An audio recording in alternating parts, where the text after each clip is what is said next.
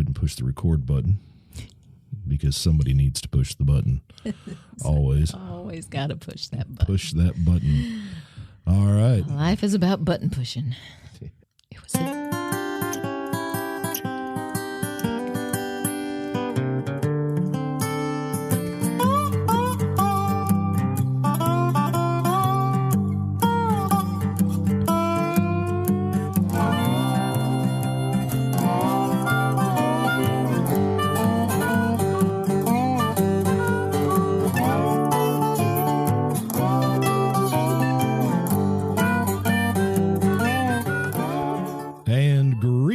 friends, this is the Long in the Boot podcast, the podcast coming to you from the heel of the boot of Southwest Louisiana. I am your host, G Long. Sitting across the way, as always, is a recovered Deb. Yes, almost all the way recovered. Point that microphone toward you there, a little more. There you go. And yes, we'll get to you in just a second. If you've got anything for the Long in the Boot podcast, of course, again, longintheboot@gmail.com. The phone number 337-502-9011. And when you can call and, give us some stuff. Anything at all. Words. That's people. What you have to give if you call. You have to give words. You have to give words. Just not that hang-up sound. That's getting kind of old. The hang-ups. The hang-ups. Yeah, it's just... Well, I don't know, people. Well, anyway, so we are a week late. We didn't do our podcast last Sunday like normal, but it was Super Bowl Sunday. It was Super Bowl Sunday. I guess we kind of took the day off. But Deb was exceedingly sick. It's been a shit show. Oh, bad words. Well, there's no other way to describe it. It just describes the whole February. last 2 February's months. been a bad month. It's been more than February. I feel like it's been going on it started longer. on February 1st. March 13th, 20. No, it was February 1st. What happened February 1st? Well, we got into a bit of a fender bender. Oh, yes. That was the morning going to school behind a psychotic with an empty logging truck. Yeah, I'm glad it was empty. I'm glad it was empty as well. Okay, so you want to go straight to what the title of the last episode meant. Well, that's what I was getting to. Because our last episode was about tipping points in our lives, Yes, and that's what I'm getting to. Those moments. But I would like, for my edification as well as the listeners' edification, to go, thank you, I know, big word, briefly describe the accident. Why? Because it's practice for when I have to explain it to the DA to try to get out of the ticket that I received. He's going to go wrongly. argue his case. I've argued a case in court before. I don't want to do it in ticket. court. No, I went to court. And basically we were behind an empty logging truck heading to school, our job. You know how it is. And I wanted to pass the truck on the left, but I couldn't because he kept crossing the center line. Moving completely into the other completely lane. Moving over into the eastbound lane of Highway 12. You may be familiar with that highway. And I couldn't go past him on the left, and I don't pass on the right. We just kind of hang back. So we're just hanging back, waiting, and he keeps slowing down and speeding up, and I keep waiting for him to pop over a hill and just somebody nail him coming the other way. And eventually we were coming to the road that used to go to Temple Inland. It's still Temple Inland Road, but he goes all the way over into the eastbound lane. Which is turning into a turn lane. Which made me assume that he was turning left. Into the logging road, facility. Temple Inland Road. And so I went to move on past him, and all of a sudden I realized that his cab was swinging to the right very quickly. He was making a right-hand turn. No turn signals. No turn signals used in any of this process.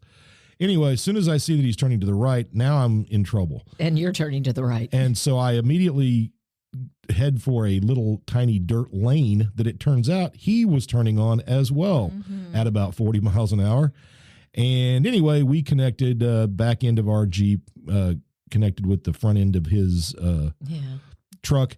And long story short, they gave me a ticket for passing on the right. A former student. A former student, no less, who is now a state trooper. A fine young man, yes. He is a fine young man from a fine family.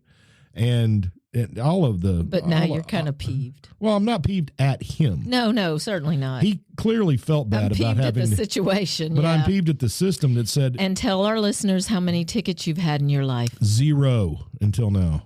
0. Former driver's ed teacher. No accidents, no tickets. Perfect driving record. Mm-hmm. And now I have a ticket for passing on the right, which I wasn't doing except for the fact that I was trying to avoid going under his trailer. Yes. No, the wreck is much better because we turned with him as opposed to continuing forward. There was no other. Although that would have made it really clear that you weren't passing on the right had we impacted. Oh, yeah. If we had just went ahead and hit him and got hurt and injured and the Jeep got destroyed with us in it, then, I guess I wouldn't have gotten a ticket. You wouldn't have gotten a ticket. There you go. There you go. All right. So what did we learn from this? Point was we learned, one, to get a dash cam, which I will so do. we can prove this. And the other thing we realized was that morning when we left, I forgot my hat. And sat in the car debating, do I go back in and get it? It's cloudy. I don't need a hat. The sun's not coming out. Let's just go ahead and go. Let's just go.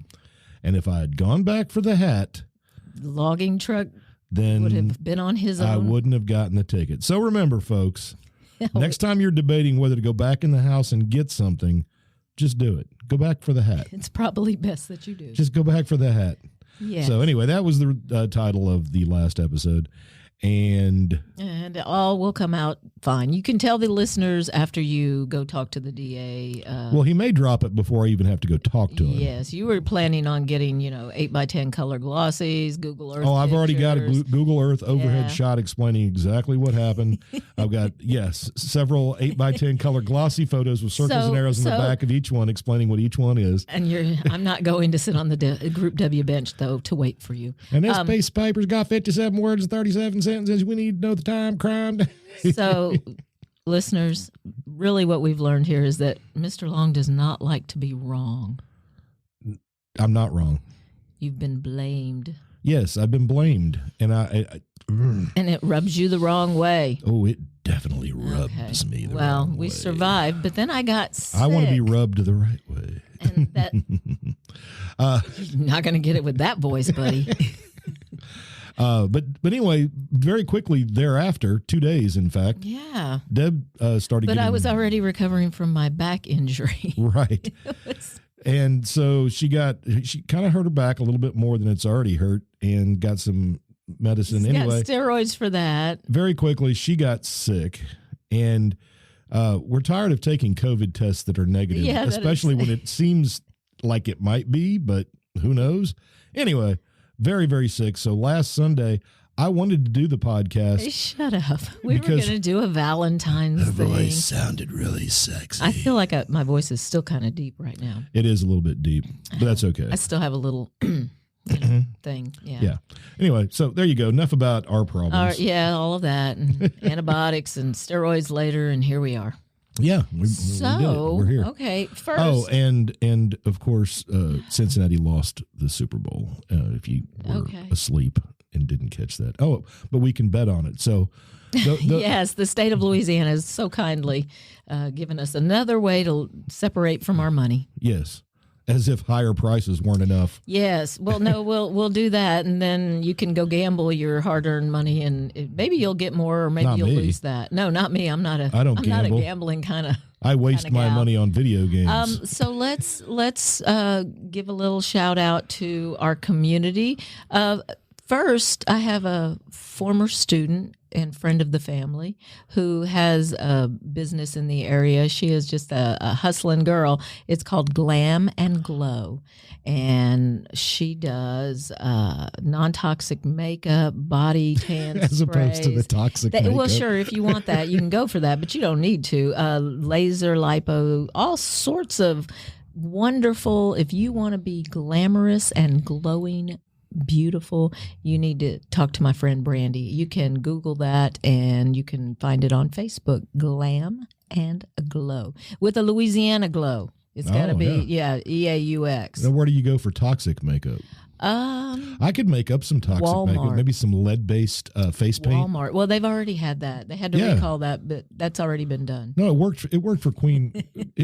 China's been doing Queen that. Elizabeth used lead-based makeup her entire life and caused her no problem at all. Mercury didn't cause her any issues. But I don't know what her day-to-day was like. That's true. So she may have been in pain all the time. Who knows? Yeah. So Glam and Glow. We also have a new business working to get open called T-Dug's.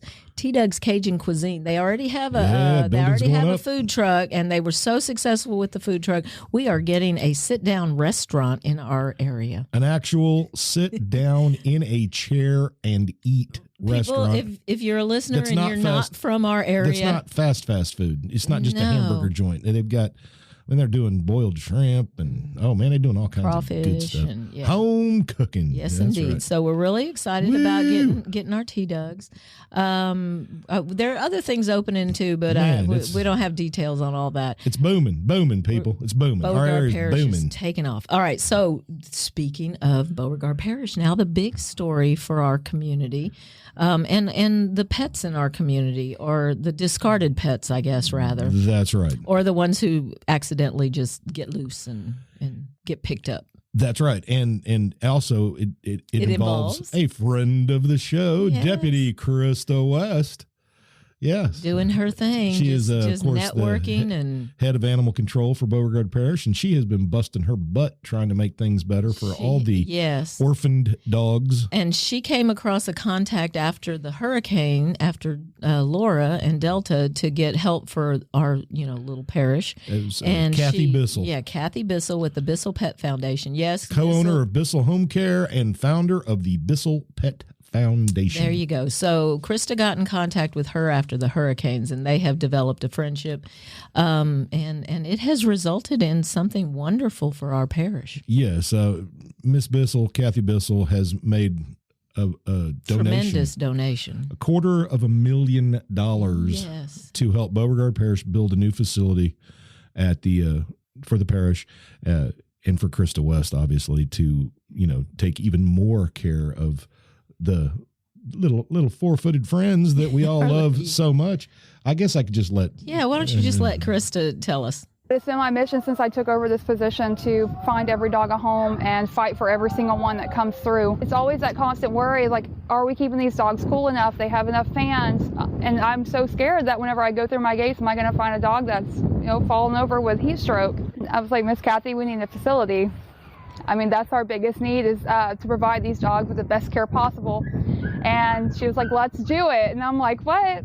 And so I just start crying, and she's all excited. I'm excited, and still can't believe that it's happening. There's no way we could afford to do this without her generosity to us, and we certainly appreciate her more than we can say. This right here will provide a sterile environment for the dogs that come in, easy cleanup, AC and heated, which means they're not going to be subjected to the cold winters that Louisiana provides or the extreme hot summers. And her voice didn't change in the middle of that, by the way. That was Sheriff Mark Herford, the sheriff of Beauregard Parish.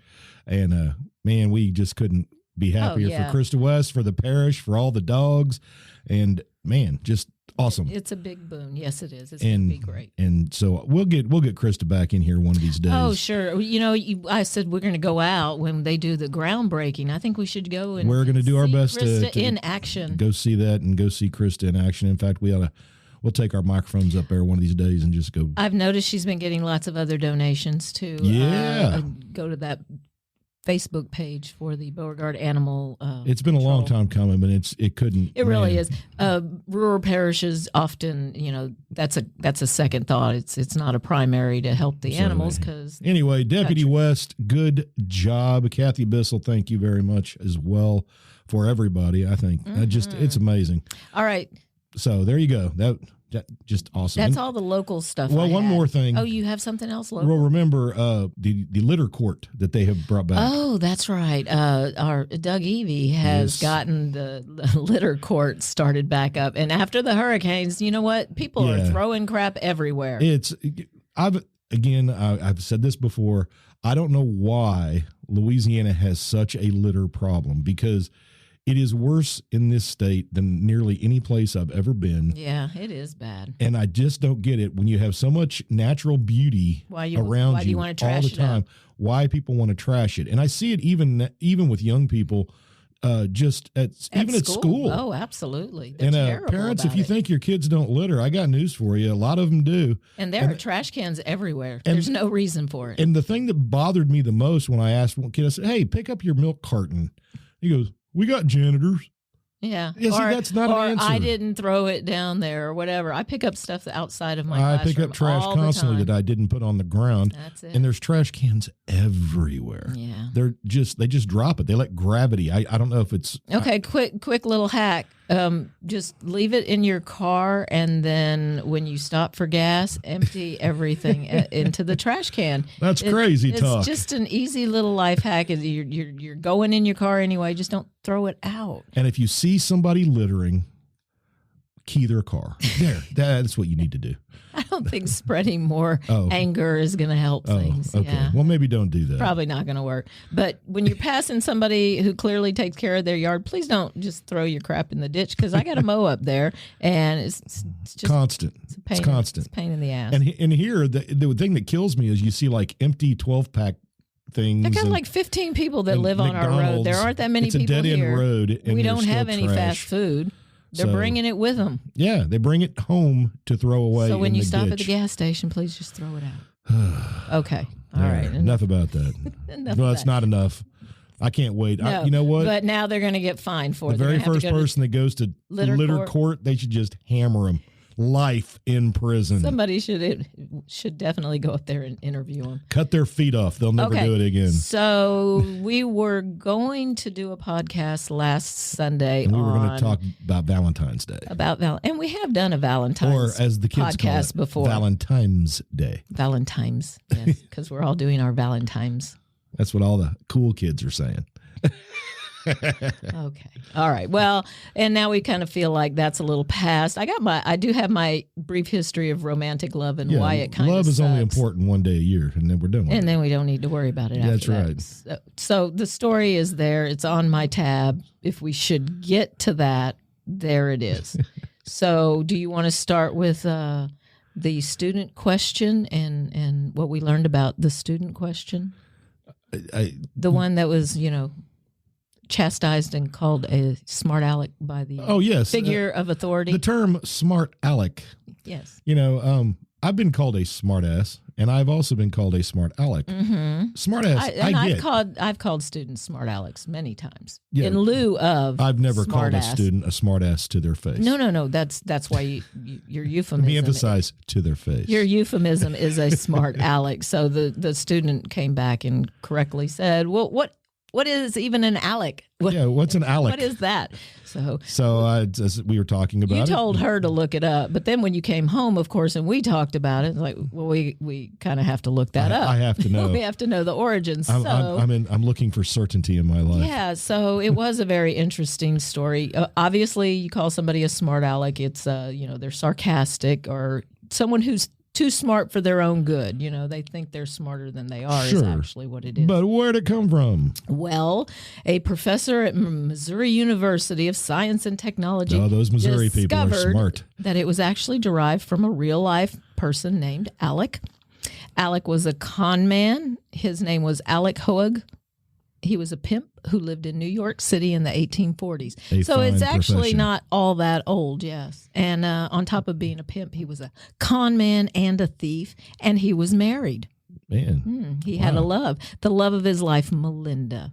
And those two would work together as a team and get unsuspecting men into an alley where she would distract them and take their wallet and drop the wallet on the ground in the alley, and her husband, while the man was distracted. Well, how would a woman distract a man in a dark alley? I can't even fathom how that's possible. And it's even in quotations, distracted the men.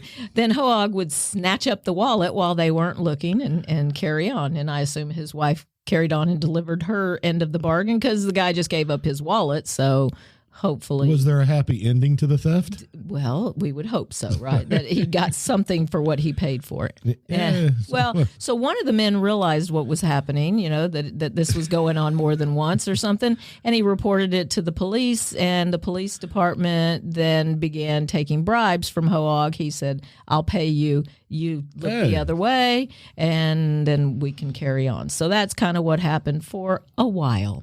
But Alec was not, just your average con man and thief and pimp. He was looking for some more money. So he and his wife then took it from the dark alleys to a hotel room. Oh, so now we've seen this yes. method so done now before. he there's a 4-poster bed with curtains all the way around. Melinda the old style. takes the gentleman into the bed chamber, closes the curtains, and at some point, here he comes. Alec jumps out, comes in, scares the man, takes his money out of his pants before he does it. Before he makes the scene, he's already gotten the guy's wallet and creates a huge ruckus. The man runs away and, of course, is never going to call the police because then he has to, explain himself. Well, that should be the end of that, but it is not because Alec, being the smarty that he was, decided that, I'm not getting the police called on me anymore. Why do I need to continue giving them money? Well, the New York City Police Department officers who had been getting money for quite some time from Alec decided that was a problem, and they were being cheated now. And so they arrested him and his wife, Melinda. Well, Alec escaped from prison shortly after arriving. He was finally recaptured, and in prison he earned the nickname after being called that by the arresting officers. They said he was too smart for his own good, so he is Smart Alec. So then it just became the term that they used for what do you know? all of their criminals. 20 years after Alec and Melinda Hoag were arrested, the term Smart Alec was widely popularized in print in 1865, and from there it took off, and we haven't really altered it. No, we just we just say smart ass. I wonder which one came first. I'm sure there was a smart ass before there was a Smart Alec. But there probably would have been a Smart Alec somewhere along history. Yeah, maybe so. Before 1840. But I do like it. I like his process, and he really was trying to up his game, Yeah, well, pimping ain't easy. No. So you gotta... Well, and you don't want to see your wife in an alley. Put her at least in a bed. I don't think he really cared that much, it sounds like. Melinda stuck with him, though. Well, I bet he didn't get her when he escaped from prison. No. I thought that, too. It's like, he got out, and he left her behind. Yeah, well, there buddy. you are. There you go. So that was my story of love. Of love. What's the most important thing in the world? To blame. Not everybody's seen Princess Bride, dear. I don't believe that. Oh, okay. To blame. That's not true. Kids tell us all the time things they don't know. They haven't seen. Marriage. Idiocracy. Your class hadn't seen I know. it. So. Oh, older people. My young people in school have not seen Idiocracy. Well, maybe they have now. Now that I'm trying to educate them, but it's been very difficult. And they don't watch movies, by the way. And here you go. This one are really, I don't know. Time has a way of changing as you get older, and you don't realize how much time has passed. But it was the other day when I said something about the movie Braveheart. Mm-hmm. And nobody had even heard of it. No, why would they? The 10th and 11th graders should have at least heard not of unless Braveheart. they have a They family don't have to that have seen does. it. And like Scarlett said, her generation and younger, we don't watch movies. Yeah, they don't watch movies because they're too long. They're too long. Mm-hmm. You know what? You live to be how old? They have different priorities, dear. 15-second videos. TikToks. Yeah. People doing stupid crap in 15 seconds. Or TED Talks. Or occasionally really cool crap. I like the little animal TikToks. Those are nice. Okay. But anyway, so there you go. Well, what's going on around the state? Let's see. I want to talk about this, but it's so distasteful. Are you the couple? The couple, yeah. Yeah, everybody in the state knows. Is it a national story? I would Oh, think it is. Absolutely a national story. The Livingston the teacher Parish, and her husband, the police, the lieutenant. A lieutenant. So he had a long time to develop his crime. He was on the task for the SWAT. He was basically the SWAT guy. He was in charge of SWAT. And his wife, they, of course, were busted in Livingston Parish child porn. For child pornography. And then the most distasteful, literally, thing that they did. You don't know that. Well, I'm going to assume it. Anyway, she admits that she brought cupcakes to school laced with her husband's DNA. Yeah. There we go. And not spit. To her middle schoolers. I wonder if they were seventh graders, because that is a difficult. Oh, you're saying they deserve it? No, I did not say that. And, his name was seventh graders. His name is difficult. His name is Dennis Perkins, and I sure hope they put him in Gen Pop when he goes to prison, and make sure to let everybody inside the prison know that he was a lieutenant. He does look like a manly man. He looks like a And did he know? Did he ask her to do this? I have a lot of questions about. I'm this. assuming, and I won't go look it up. He got her to film the juvenile in question for the bath thing. I don't understand the thought. I don't either. I don't get it. though. She was 36, or I assume she still is. Cynthia Perkins is her name. His name, Dennis Perkins. 150 sex crime charges. Oh, because 60 counts of production of pornography. Goodness. And the juvenile involved under 13. This lets you know that just because people are in a position of authority and power doesn't mean they're not twisted and weird. And so all I can say is I hope he suffers horribly when he goes to prison. It's really unfortunate. She pled guilty so that they could get her testimony against him. She got. So is she? She got 41 years. Yeah, that was why we brought the story up, because they just did the sentencing. But yeah, okay, I know. Anyway, so I had a question, and you what? Go ahead. You and your aggressive style kept me from remembering. Aggressive style. Aggressive style. Well, I was only aggressive in that I hope he's horribly punished. Yeah. And again, just drop him in Gen Pop. Tell everybody he was lieutenant. Is she claiming that he forced her to, like, she was a victim of domestic abuse or something, or anything like that? She pled guilty. Mind games. None of that. Gaslighted her. None of that came into it. So she just did it. Well, the fact is that they were married, and a man is in charge in a marriage. So if he told her to do these things, she had no choice. Well, maybe she really was in a traditional marriage sense. What I think is funny. He does look like a traditional. If there is any funny in this, and there's whatever that means. There's not. He looks like a traditional ass. He doesn't look like a smart aleck, though. No. He looks like a guy who's going to get horribly abused in prison. Is what he looks like. When she was arrested, she had her hair all blonde. Little blondie. Yeah, and then she changed it. Already, it's like dark, almost black. And her face even looks different already. So, it's weird. If you see her in the arrest picture in her lovely orange jumpsuit. And then what she was like when she went to school each day. At court. Oh.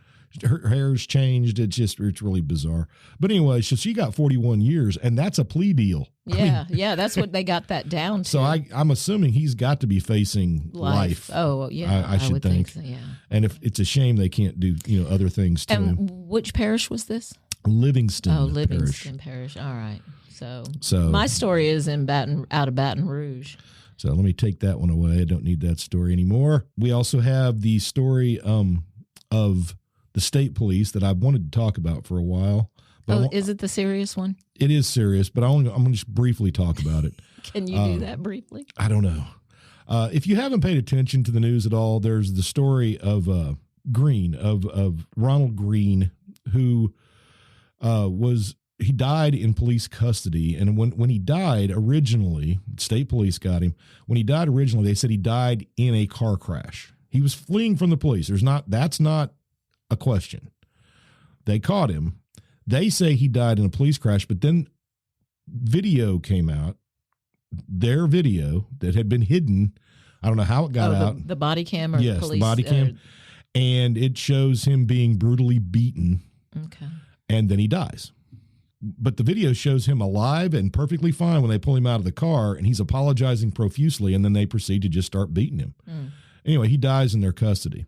Well, now, okay, a couple things about this story that are worth following. One is that it seems as if the governor knew something about it and pretended he didn't. Well, I saw that he said the other day that it was absolutely horrific and that he was, commenting on it. But he didn't know anything about it until he did.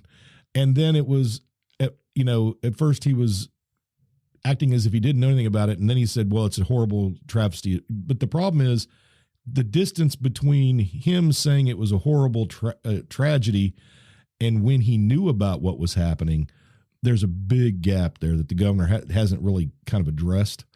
And then the other thing is that the investigative unit of WBRZ, which is a television station, they exposed that the number 2 man in the state police, Doug Kane, had his phone wiped.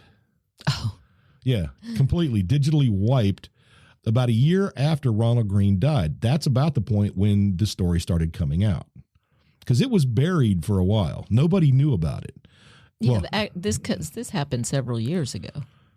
No. The beating? No, it hasn't been several years at all. Oh, I thought. Well, you said there was a gap of time. There was a gap of time, but it wasn't that long. Oh, not 2 years or more. But it says state police had cell phones sanitized for their top officials during this interim period. Oh, so more than one. Right. Yeah. And so it seems a little weird that why would you have your phones wiped? Well, maybe it was in relation to another case. Maybe they did some other stuff. No. It wasn't this one. No. Well, what year did he die? What year was the beating? I believe, I don't see it here, 2019, I think. Okay. I do believe. You know what? Let's consult the book of knowledge. What do you say? I suppose. I mean, we can do that, right? All right, there we go. Consult the book of knowledge. Okay. May 10th, 2019. Okay. Unarmed 49-year-old black man died after being arrested by Louisiana State Police. During the arrest, he was stunned, punched, placed in a chokehold. Okay, 6 troopers involved. We don't need all that. And now then the autopsy came out that said, no, he died from a beating. It wasn't, because they kept trying to say it was from an accident. Oh, like from the car wreck or yes, something? That's what they've been saying. Oh, okay. And all right, so anyway, so the cover up, it was a massive cover up at the top in Baton Rouge. Okay. And this story is not going away, so I'm just kind of putting it out there. So because you're continuing to talk about it. Well, I want the truth. The man shouldn't have died. I think we've seen this play out a lot of times. So don't we kind of already all know the truth? It shouldn't happen. No, it absolutely should not. It just shouldn't happen. Mine's a little light, but it still deals with murder. Light murder? Murder. A little light murder. So in Baton Rouge on Valentine's Day, the police arrested a 14-year-old. Yeah. She, love gone bad. So she was trying to hire a hitman to kill her ex. Now she's 14. Okay. She was using a website called rentahitman.com. Okay, so because young people, they know you can find everything on the internet. So. Rentahitman.com. You type in that URL, you get a page, a website that offers ready-to-work employees willing to carry out your darkest desires, even if that means murder. Come on. No, it's true. So the girl searched the site to find someone to kill her ex-boyfriend. The web administrator, you're going to love this, Guido Finelli. He contacted the Baton Rouge Police Department and notified them of her attempts to hire somebody to kill her ex. And I'm still like 14-year-old jealousy, rage is leading to kill another middle schooler. I mean, man. I'm looking at the webpage. Okay. Rent a Hitman, your point and click solution. Mm-hmm. The website has been featured on many major outlets nationally. It's been on CNN, Rolling Stone magazine, but they've helped the police arrest many Rent people. a Hitman is safe, secure, and available right here on the World Wide Web.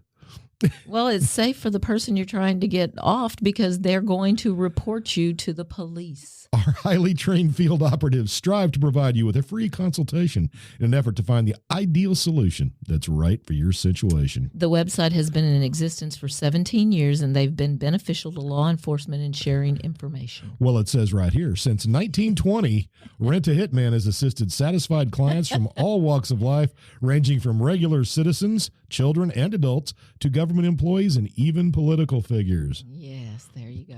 And your information is completely protected under HIPAA.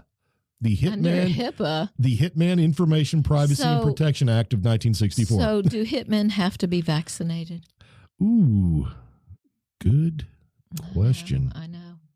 And then they have more stuff like tired of getting bullied? Rent a Hitman has assisted individuals just like you who've been the victim of bullying at the gym, in the office, or at the club. With a wide variety of solutions available, we ensure that your situation is resolved accordingly with the proper care and attention it deserves. Fill out a service request form for additional information. Consultations are free and discreet. Consultations. We can make any troubled relationship disappear.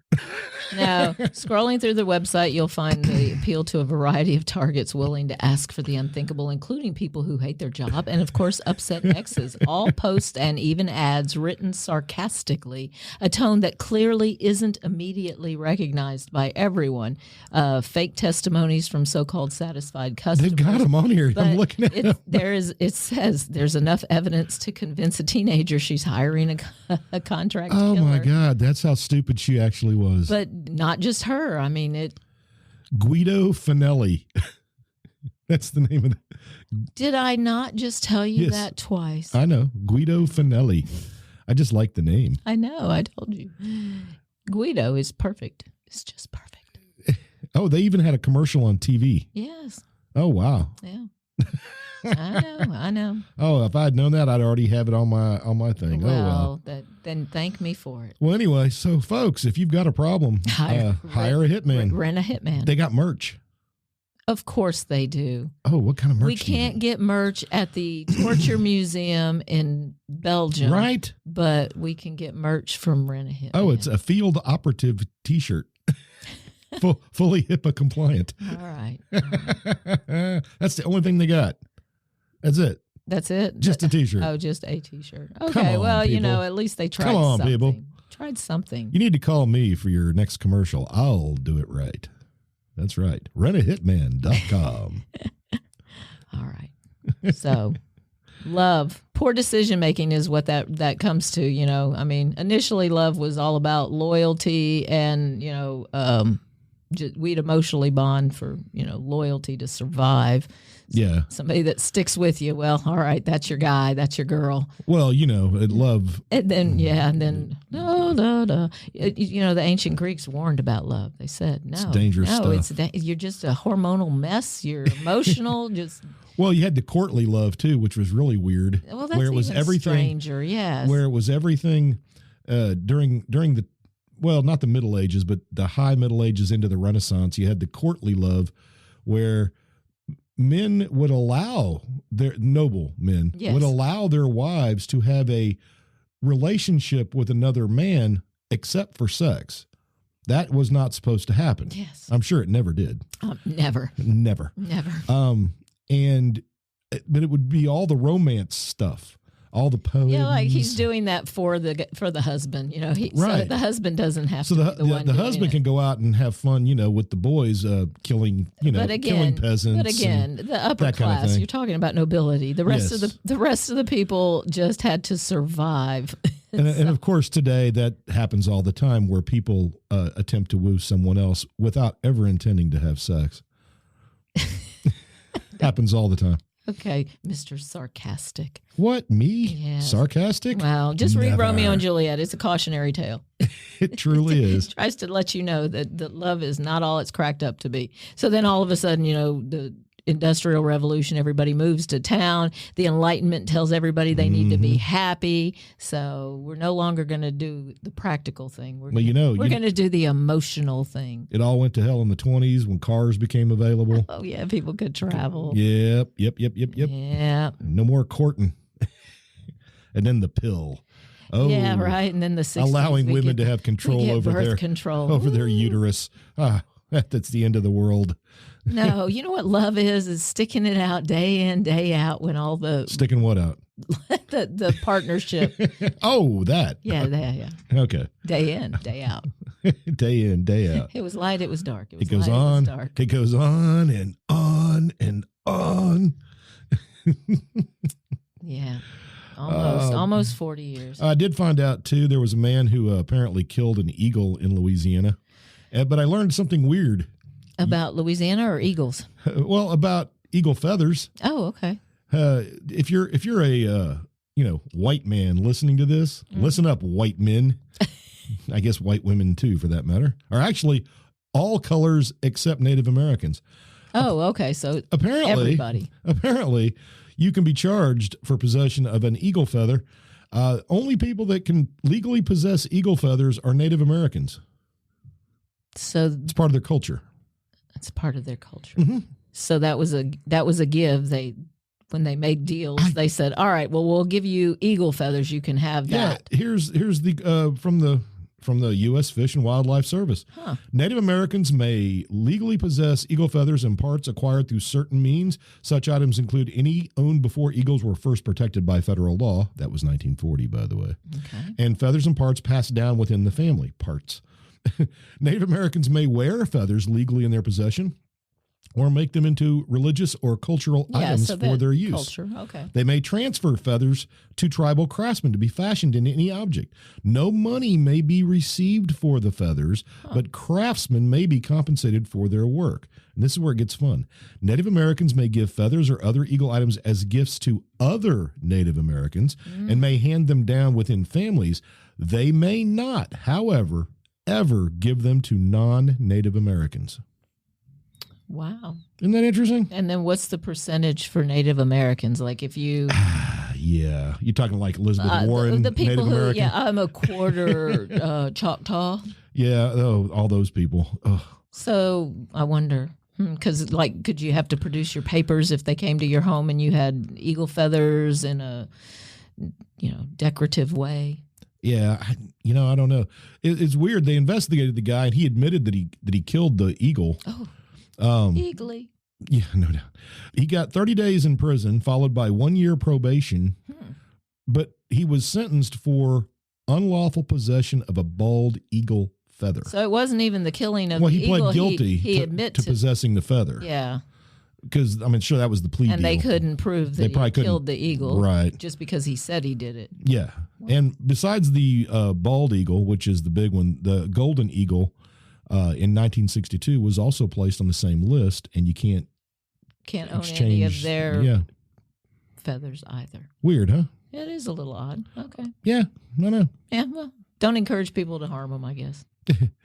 Ben Franklin, for all of our talk with about his turkey, he wanted turkey. It's this quote right here. He said, quote, "For my own part, I wish the bald eagle had not been chosen as the representative of our country.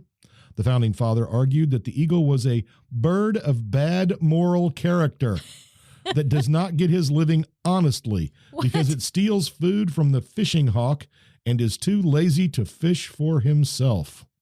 Well, but if the fishing hawk went and got it and it's right there, I think he's a bird of opportunity. Bird of bad moral character. He's a bird of opportunity. Look at him with his wee beady eyes. His big brain. Oh, man. Wow. All right. All right. Wonder if he was being snarky or if he was, somebody quoted him and he was actually just joking. He had a good sense of humor. Yeah, there you go. Right? Sure. You take some of those little Farmer's Almanac things that it was pretty funny. So it was amusing. The kids were, by the way, Ben Franklin, for people that don't know, I always thought this was really cool. For a while, he had the monopoly in the colonies for newsprint, and newspapers were everywhere. Every town had newspapers, and you had to buy your print and your ink from Ben Franklin. So I wonder how he got so rich. Well, there you go. It wasn't his experiments. He was a businessman. He was a businessman. Very practical. And he was working on what is that, lateral economics. Vertical and horizontal integration. Yes, vertical integration. Yeah, he was working on both ways. Horizontal integration. He's a businman who liked to get naked and take air baths in front of his window while people walk by. Well, who amongst us has not done that? All right. So we didn't really do much about love. No. I know I did see something that kind of piqued my interest this morning. It was a former student had posted a meme that said something about what we're taught about love, and the circle, and half the circle is get married and the other half is have kids. Okay, that's what they're taught. Neither one of those really have anything to do with love. Yeah, well, I know exactly, and I think that's the point of her meme. And the second one is all about the other things that you should be taught, like how to communicate, how to join families, how to talk about language of love, how do you share, everything about what really goes into a relationship. So my thought was, who is this directed at? Like what we're taught. Well, who's supposed to teach you how to have a good relationship? Well, public schools, of course. Well, that was my first thought, and I was a little like, oh. Well, we're not. No. Okay, but it really should come from families. Like everything should be start at the family level. Stop putting stuff on public schools. It did not directly say that. I may have just inferred that as a teacher, like it's another thing that they want us. So, but it's through example. I mean, that's how you learn those things, and you're taught it that way. It's experimental, but it's also experiential. Well, stop putting those kind of things on the backs of teachers to have to do. Well, because let's face it, what do teachers know any more about love than anybody else? Come on. We just got done talking about a teacher and a cop. Well, that's what I'm saying. They clearly had some kind of weird, warped. She loved him so much. She followed what he wanted her to do. But no. Don't you observe that? Isn't that like what, as a student, as a young person, aren't you observing that all the time in all the couples you know? I guess. I don't know. Then we get warped with social media and television and all that. Then they don't learn what a good relationship is or how to communicate. Well, I just don't think I don't think it's the purview of public schools to teach kids anything really about love. How about just respect?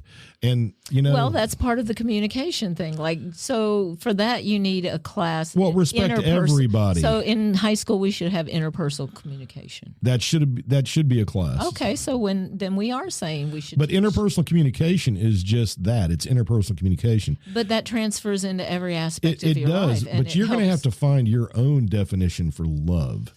Because it is different for a lot of different people. Okay, maybe in health you get a chapter that talks about relationships and how to communicate with somebody and how to understand but again, psychologically rather than just emotionally. Learning to communicate should happen just through observation. Organically. Well, see, that's while you're going through school. But it shouldn't be a special thing. You shouldn't have to don't put that on the back of schools to try to teach. You can't do it. I mean, most of this stuff's going to come from home. Don't you recall some of that in your health book? What about like bachelor living and they didn't really talk about it too much. It was more about how to cook and sew a button. Okay, maybe you take a psychology class. You'd have to take. Well, you don't do psychology in high school, although Lord knows. Well, how do we help young people become better? Take their phones away and get them to stop watching TikTok videos. That's not going to happen. I know. Boomer. Well, hey, I don't care. I say what I want. I don't care.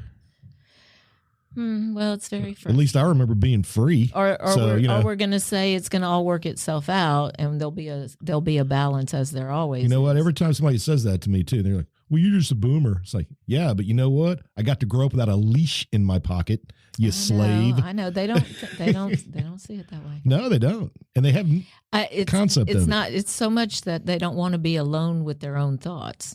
Right. And that's scary. That is. When you're an individual and you can't stand to be alone for 5 minutes silent without a video. Without watching something. I'm bored. That they said I get bored and I need to see something or hear something or at all times. Contact somebody. Those stupid earbuds.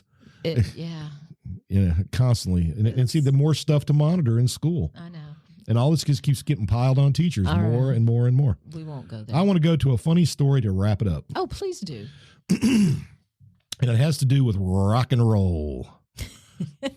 The devil. Yeah, and I'd play the song, but hey, it costs money, and I can't do that. But the song is Louie Louie, and hopefully you know the song. Everybody knows the beginning. Dun, dun, dun, dun, dun, dun, dun, dun, dun. And Louie Louie, that song. All right, everybody knows it. Well, when it came out in the 1950s, people were aghast. If you listen to the version by the Kingsmen, he slurs most of the words pretty badly. Drunk. Yeah. Although I can understand exactly what he's saying. I don't understand people who go, I can't understand anything. He's slurring all those words. Well, in the mid 50s, kids, you think rap gets a bad rap? A bad rap? Yes. Well, in the mid 50s, rock and roll music was condemned as a public nuisance and a threat to public safety. Science of the day said that teens were becoming addicted to music. That's right. Police officials across the country blamed juvenile delinquency on rock and roll. Minneapolis banned Dick Clark from doing a show in their town for the peace and well-being of the city. Oh, good Lord. Oh, yeah. Los Angeles Times, 1955.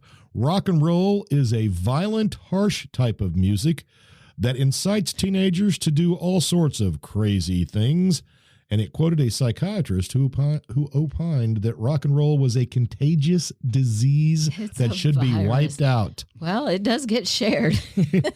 It gets worse. A psychiatrist, Dr. Francis Braceland, who testified at Nuremberg over people accused of the Holocaust, said that rock and roll was cannibalistic and tribalistic and compared it to a communicable disease. Wow.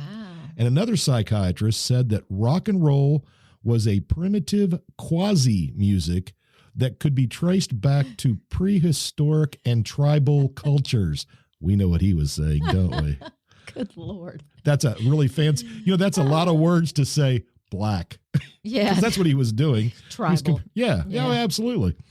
The notion that this music was dangerous could exert some mysterious power over young minds, according to all of these people. Well, such a pronouncement may help explain the bizarre overreaction to a 1963 song that we all know as Louie Louie, written by a man named Richard Berry, been recorded by a zillion people. But Louie Louie, when it came out, that version caused people to freak out. He slurred the words beyond recognition, Jack Ely, the singer. It became something of a Rorschach test for dirty minds. Schoolyard rumors about filthy lyrics in Louie Louie stoked parental fears and prompted fevered complaints and triggered a nationwide investigation. Wow. Here's an example, a letter from one panicked mom to Attorney General Robert Kennedy. My daughter brought home a record of Louie Louie, and I proceeded to try and decipher the jumble of words. The lyrics are so filthy that I cannot enclose them in this letter. I would like to see these people, these artists, the record company, and the promoters prosecuted to the full extent of the law. Oh, good. We all know there is obscene materials available for those who seek it out. But when they start sneaking this material in the guise of the latest rock and roll hit record, these morons have gone too far. This land of ours is headed for an extreme state or moral degradation. What with this record, the biggest hit movies and the sex and the violence on TV, how can we stamp out this menace? Well, she wasn't wrong. They weren't wrong. They just couldn't stop it. She was not alone. Indiana's Democratic Governor Matthew Welsh claimed the record was so obscene it made his ears tingle. And he announced a statewide ban on both radio and live performance of the song in the state of Indiana. I bet there was something else tingling. Official or not, the controversy triggered a 2.5-year investigation that involved efforts by 6 FBI field offices, several U.S. attorneys, and the Federal Communications Commission into the supposedly corrupting lyrics of Louie Louie. FBI Director J. That's why they Edgar used it in Hoover Animal House. corresponded with an anti-pornography activist about the song, and he was kept apprised of the inquiry. Record label personnel were questioned, and even the song's composer was interviewed, though no one ever interviewed Jack Ely, the singer. Some who were interviewed were read their rights. Oh, good Lord. By the FBI. Recordings were shipped off to FBI laboratories across the country where they could be played at various speeds, So with FBI agents straining to pick up a dirty word somewhere in the mix. Wow.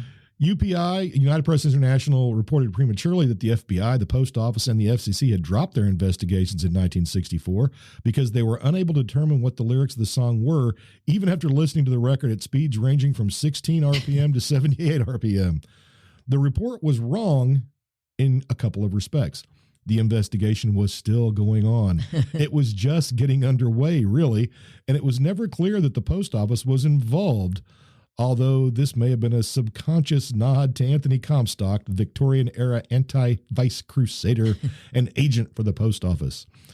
All right, so anyway, they investigated this. So now, 1965, so 3 years have passed. Justice Department memorandum summarizing the Detroit office inquiry, which included input from the record company, the National Association of Broadcasters, and the FCC, all of whom found the complaints to be baseless. The FCC official, after approximately 2 years of receiving unfounded complaints from thousands of parents across the nation, concluded that to the best of her knowledge, the trouble was started by an unidentified college student who made up a series of obscene verses for Louie Louie, then sold them to fellow students. But the fact is, no one is sure how it all started. It's like the Salem witch trials. The rumor of dirty lyrics persisted, passed on by word of mouth. Perhaps the rumor mongers can be forgiven their mistake. As FBI investigators put it, with this type of rock and roll music, a listener might think he heard anything. It's so corrupting. Your brain is making up the words. 3 years into the investigation, someone at the FBI said, "Hey, wouldn't this song be at the U.S. Copyright Office? And wouldn't those lyrics be copyrighted?" And in fact, they were copyrighted. So they could have all just in done 1956 by the song's writer. Okay. So 10 years earlier, and these are Louie Louie, me gotta go, a fine little girl, she wait for me catch a ship across the sea. I sail the ship all alone. I never think I'll make it home. Then this stanza is the one where people thought there were just all kinds of horribly crude words. 3 nights and days we sailed the sea, me think of girl constantly. On the ship I dream she there, I smell the rose in her hair. Oh, wow. Yeah. Trashy. Now, I would love to be able to read to you what people thought they heard. That's fine. That's fine. But here's the best part. 1 minute into Louie Louie, if you listen carefully, you can hear someone in the background say the F word, just all of a sudden. They never heard it. How did they listen so carefully then? I don't know. They never heard it. It was never brought up, not in any document. Nowhere does anybody say anything. And it's the drummer. He drops a drumstick while the song is being recorded and he drops an F-bomb. That never came out. And they wouldn't have done anything at that time because, I mean, they would have re-recorded it. They just would have re-recorded the song. But nobody heard it. Nobody even noticed. Not even the FBI. Well, then how do you know that now then? Because you can go back and listen to it. I did it this morning. Oh, okay. And at about 57 seconds in the background, way in the background, you can hear it. Yeah, just all of a sudden. And so. Well, then, you know what? But wait, let me wrap it up. Oh, okay. None of this mattered. None of all of this. They finally closed the investigation, said, we're done. Nothing's happening. None of this mattered to those demanding action. However, one anti-porn activist from Flint, Michigan wrote to Hoover in 1966. Oh, still going on. Out of concern over the alarming rise of venereal disease, perversion, promiscuity, and illegitimate births in teenagers. She said that she knew about the dual set of lyrics in Louie Louie, and she claimed that the Kingsmen had masterminded an auditory illusion. Oh, like some sort of mob So it was mentality. irrelevant whether you could prove the lyrics were being used to perform the song, since they were capitalizing on its obscenity, even though it wasn't obscene.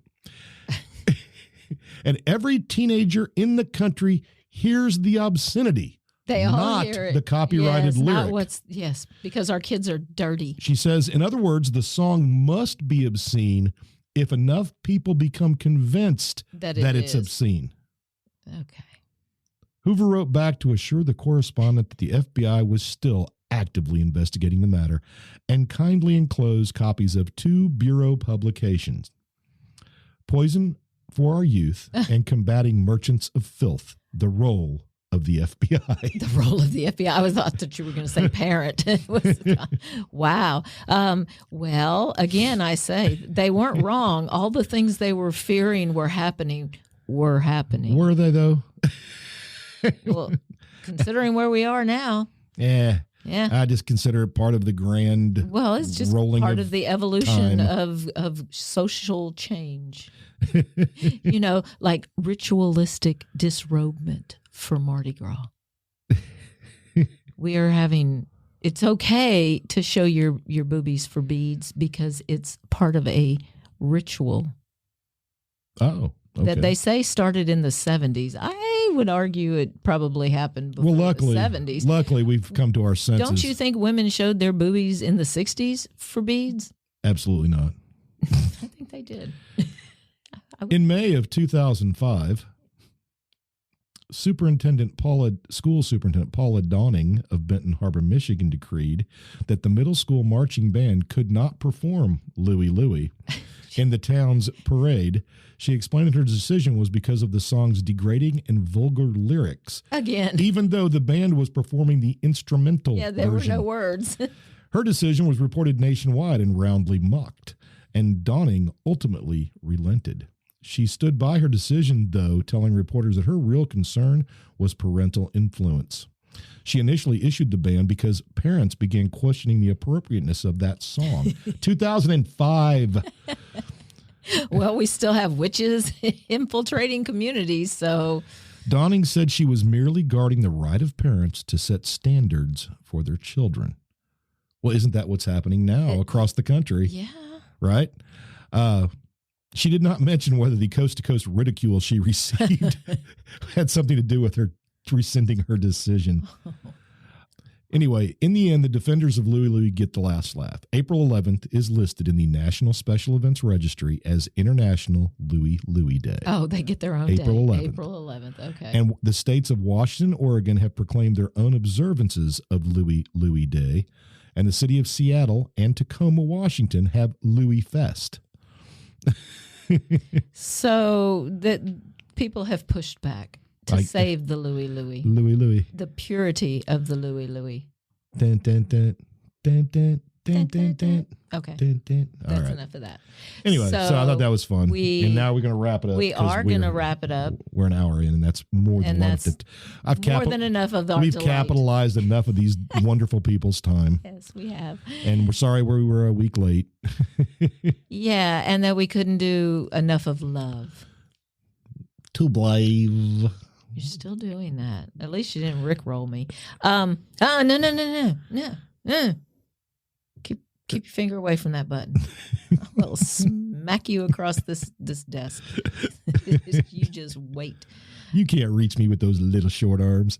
I'll get a reaching stick. I could do that. So we will let our fine audience carry on with their week. Absolutely. Yeah. And enjoy Mardi Gras, which is coming up very soon, a week from Tuesday. Yeah. Week from Tuesday. And it's going to happen Which this I guess year. since this podcast will go out Wednesday, it would be a week from yesterday. Oh, I suppose so. Okay. So the state is happy. The boot We're is time thrilled. travelers. The boot is very happy to be able to have their Mardi Gras And back. don't forget, everybody show your boobies on Tuesday. It's ritualistic. Fat Tuesday. Yes. It's called disrobement. It's not. Here, you can look at mine right now. It's not vulgar. There you go. that down. All right, there you go, people. Let it be known that I indeed did flash my boobies at my wife. He did. You look me in the eye when we sit here. We don't look at each other in the eye generally throughout a day, but for the hour we sit here. No, at school I look you in the eye all the time when I talk to you.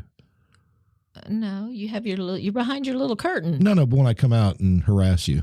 Oh, in front of the students, then it's for a show. It's for fun. Yeah. Yeah, we're picking. Sometimes. We're being role models. Hey. For marriage. Without marriage. Don't follow us. Don't follow us. Don't follow us. We don't know what we're doing. We've been winging it since day one. Absolutely. Just going with the flow. I seek out balance. There you go. There we go. So everybody, y'all have a great time, and remember that joy is portable. Bring it with you. Y'all have a great week. We'll see you the next time on the Long in the Boot podcast.